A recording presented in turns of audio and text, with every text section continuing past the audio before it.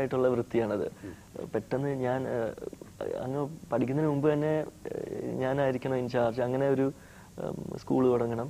അങ്ങനെ ഇപ്പോൾ ഞങ്ങൾ ടീച്ചേഴ്സ് ട്രെയിനിങ് അവിടെ നടത്തുന്നുണ്ട്. അതിൽ ബേസിക് ആയിട്ടുള്ള പഠനം പോലും പൂരിപ്പിക്കാതെ അവർ ഇത് ചോദിക്കും. ടീച്ചർ ട്രെയിനിങ് കോഴ്സിലോട്ട് കയറണം, അവർക്ക് ടീച്ചറാവണം. അത് അൺഫോർച്ചുനേറ്റ്ലി പല സ്കൂളുകളും അങ്ങ് വളം വെച്ച് കൊടുക്കുകയാണ്. കാരണം കുറച്ച് പൈസ ചാർജ് ചെയ്യുക. ടീച്ചേഴ്സ് ട്രെയിനിങ് യോഗ പഠിച്ചില്ലെങ്കിൽ കുഴപ്പമില്ല, നിങ്ങൾ പറഞ്ഞ് ഇതങ്ങ് ചെയ്തോളൂ, ആദ്യമേ ടീച്ചർ ആയിക്കോളൂ. അങ്ങനെ ഒരു കൾച്ചർ സാഡ്ലി ഡെവലപ്പ് ആവുന്നുണ്ട്. അത് അത് നമുക്കൊന്നും ചെയ്യാൻ പറ്റില്ല. ഇപ്പോൾ ഒരു ശാസ്ത്രം എന്ന് പറയുമ്പോൾ കൃത്യമായിട്ട് തന്നെ ചില കണക്കുകളും ഇപ്പോൾ ഓരോ പോസ്ചർ യോഗയുടെ ഓരോ അതിനും കൃത്യമായ ചില കണക്കുകളുണ്ടല്ലോ.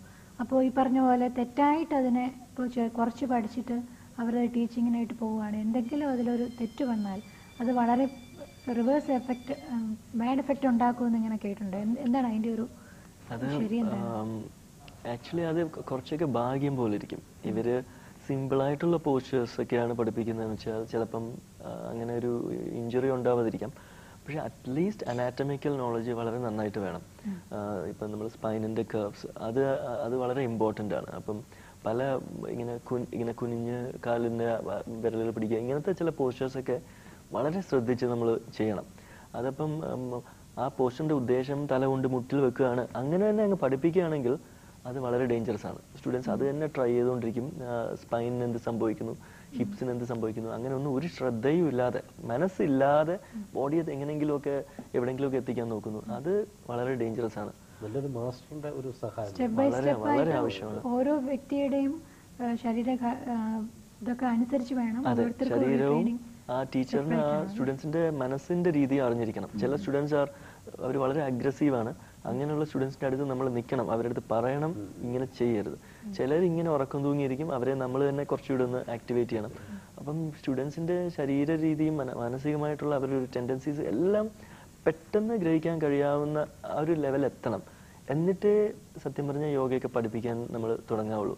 ആദ്യം സ്വയമായിട്ട് നമുക്ക് നല്ലൊരു അവയർനെസ് ഉണ്ടാവണം, സെൽഫ് ഡിസിപ്ലിൻ. എന്നിട്ട് ബാക്കിയുള്ളവരെ. താങ്കൾ എത്ര പേരുണ്ട് ഇപ്പം? ഞങ്ങളുടെ ഒരു പ്രത്യേക കോഴ്സായിട്ടാണ് ഇത് ചെയ്യുന്നത്?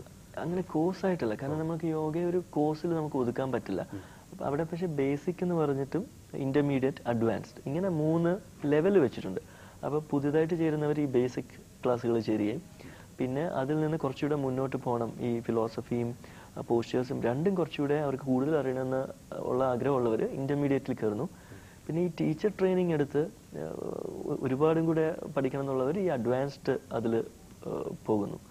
അപ്പം അങ്ങനെയാണൊരു മറ്റൊരു കാര്യം, യോഗയുടെ ഒരു അന്വേഷണവുമായിട്ട് ബന്ധപ്പെട്ട് ധാരാളം യാത്രകൾ താങ്കൾ അല്ല ധാരാളം പഠനങ്ങൾ പല ഭാഗത്തായിട്ട് പഠിച്ചിട്ടുണ്ട്. അപ്പം ആ ഒരു യാത്രയിലേക്ക് ഒരു ചെറിയൊരു വിവരണം. ഇപ്പം പഠനത്തിനായിട്ട് ഇപ്പം ആദ്യം ഇപ്പം വീട്ടിൽ നിന്ന് ഗ്രാൻഡ് ഫാദർ അങ്ങനെയൊക്കെ പഠിച്ചിരുന്നു. പിന്നെ ഗ്രന്ഥങ്ങളിൽ നിന്ന് പഠിച്ചിരുന്നു.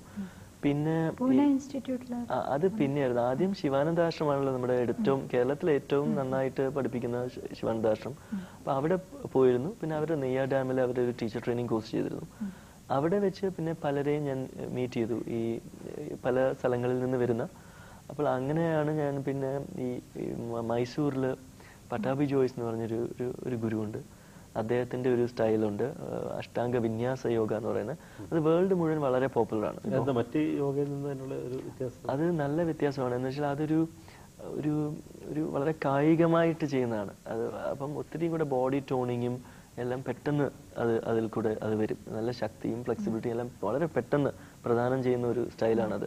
അതുകൊണ്ട് തന്നെ ഇപ്പം വിദേശത്ത് ഇപ്പം മെഡോണ ഇങ്ങനത്തെ വലിയ സെലിബ്രിറ്റീസ് എല്ലാം ആ ഒരു സ്റ്റൈലാണ് അവരെല്ലാം ഫോളോ ചെയ്യുന്നത്. അത് കാരണം തന്നെ അത് വെളിയിലും അങ്ങ് ഒരുപാട് പ്രചാരം തേടി ഈ സെലിബ്രിറ്റീസ് ചെയ്യുന്നുണ്ട്. അങ്ങനെ മൈസൂറിൽ ആ ഗുരുവിൽ നിന്ന് ആ ഒരു പർട്ടിക്കുലർ സ്റ്റൈൽ, ഒരു അപ്രോച്ച് പഠിച്ചു. പിന്നെ പൂനെയിൽ ഗുരുജി അയ്യങ്കാർ നമ്മുടെ സമയത്തെ ഏറ്റവും വലിയ ഒരു ആചാര്യൻ. അപ്പൊ അദ്ദേഹത്തിന്റെ ഒരു യുണീക്നെസ് ഈ വളരെ ഡീറ്റെയിൽഡ് അറ്റൻഷൻ കൊടുക്കുക. അപ്പൊ അങ്ങനെ ആ മനസ്സിന്റെ, അപ്പം ഒരു പോസ്റ്ററിൽ അതിൽ ചെറുവിരൽ നഖം വരെ നമ്മൾ ഫീൽ ചെയ്ത് ചെയ്യണമെന്ന് പുള്ളി ആവർത്തിച്ച് പറയുന്നു. അപ്പൊ മനസ്സ് ശരിക്കും മുഴുകി ചെയ്യണം. അപ്പൊ ആ ഒരു സ്റ്റൈലില് അദ്ദേഹം എന്നെ ഒത്തിരി ഇൻസ്പയർ ചെയ്തിട്ടുണ്ട്. പിന്നെ ഈ പ്രോപ്സ്, ഇങ്ങനെ നമ്മൾ ഇപ്പം അസുഖമുള്ളവർക്കും ഒക്കെ ചിലപ്പോൾ ചില പോസുകൾ അവർക്ക് നല്ലതായിരിക്കാം, പക്ഷെ അവർക്ക് ആ മസിൽസിന്റെ സ്ട്രെങ്ത് ഇല്ല അതിങ്ങനെ ഹോൾഡ് ചെയ്യാൻ, അല്ലെങ്കിൽ ഹാർട്ട് വീക്ക് ആയിരിക്കും. അപ്പം ഈ സപ്പോർട്ട് വെച്ചിട്ട് ആ പോസ്റ്ററിൽ കിടക്കാം. അപ്പം സ്ട്രെയിൻ കുറവാണ്, പക്ഷെ ഓർഗാനിക് ആയിട്ടുള്ള ബെനിഫിറ്റ്സ് ഉണ്ടാവുന്നു. ഇതൊക്കെയാണ് അദ്ദേഹത്തിന്റെ ഒരു പക്ഷേ ഗ്രാൻഡ് ഫാദറിൽ നിന്ന് ആരംഭിച്ച ഗുരുക്കന്മാർ ഇങ്ങനെ ഒരുപാട് ഗുരുക്കന്മാരിലൂടെ ഒരുപാടുണ്ട്. ഒരുപാട് ഇപ്പൊ അങ്ങനെ വെച്ച് നോക്കുമ്പോഴത്തേക്ക് ഒരുപാട് ഓരോരുത്തരുടെ ട്രീറ്റ്മെന്റ് ഓരോ തരത്തിലാണ്. അതെ. അതിൽ നിന്നൊക്കെ ഏതൊക്കെ തരത്തിലാണ് താങ്കളുടെ ഒരു ടീച്ചിങ് മെത്തേഡ് രൂപപ്പെടുത്തിയത്? എല്ലാത്തിന്റെയും ഇതുണ്ട്.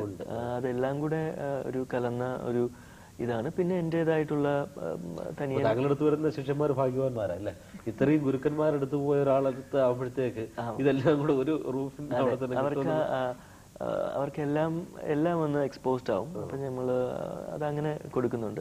പിന്നെ ഈ സ്റ്റൈല് മാത്രം ഫോക്കസ് ചെയ്യാതെ ഈ ഗ്രന്ഥങ്ങളെയും കൂടെ ഞങ്ങൾ പഠിപ്പിച്ച് അതും കൂടെ ബോധവാന്മാരാക്കി. അപ്പൊ ഈ ചൈനീസ് സ്റ്റുഡൻസ് വരെ ഇപ്പൊ അവര് പതാഞ്ജലി യോഗശാസ്ത്രമൊക്കെ അവര് സംസ്കൃതത്തിൽ തന്നെ ചാൻഡ് ചെയ്ത് തുടങ്ങിയിട്ടുണ്ട്.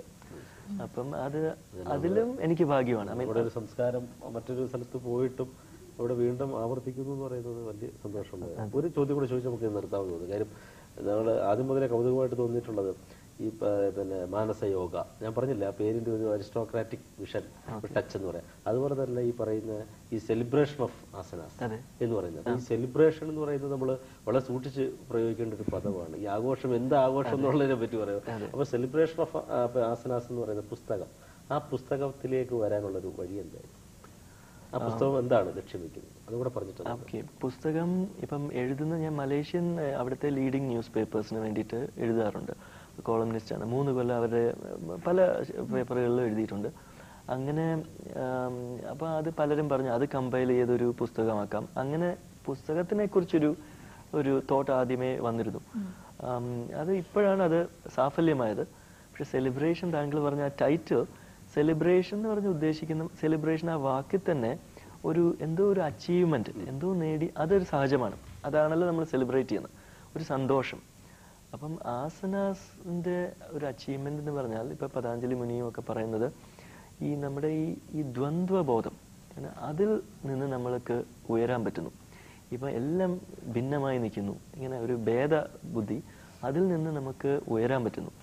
ഇപ്പോൾ നമ്മളിപ്പോ ഒരു കടലിനെ നോക്കുകയാണെങ്കിൽ ഒരുപാട് തിരമാലകളുണ്ട്, ഒത്തിരി വ്യത്യസ്തമായിട്ട് തിരമാലകൾ. പക്ഷെ സൂക്ഷിച്ചു നോക്കിയാൽ നമുക്കറിയാം ഈ എല്ലാ തിരമാലകളും ആസ്പദമായി നിൽക്കുന്ന ഒരേ ഒരു കടലാണ്. അങ്ങനെ ആ ഒരു ലെവലിലേക്ക് ആസന വഴി നമുക്ക് പറ്റും. ഒരുപാട് വേറെ, ഇപ്പൊ എന്റെ ബോഡി വേറെ, നിങ്ങളുടെ ബോഡി വേറെ, എല്ലാം ഇവിടെയുള്ള എല്ലാ പദാർത്ഥങ്ങളും വേറെ ആണെങ്കിലും അതിന് ആസ്പദമായി നിൽക്കുന്ന ഒരേ ഒരു പരമതത്വമാണ്. അത് നമുക്ക് അറിയാൻ സാധിക്കുന്നു. ആസനകളുടെ സക്സസ് അതാണ്.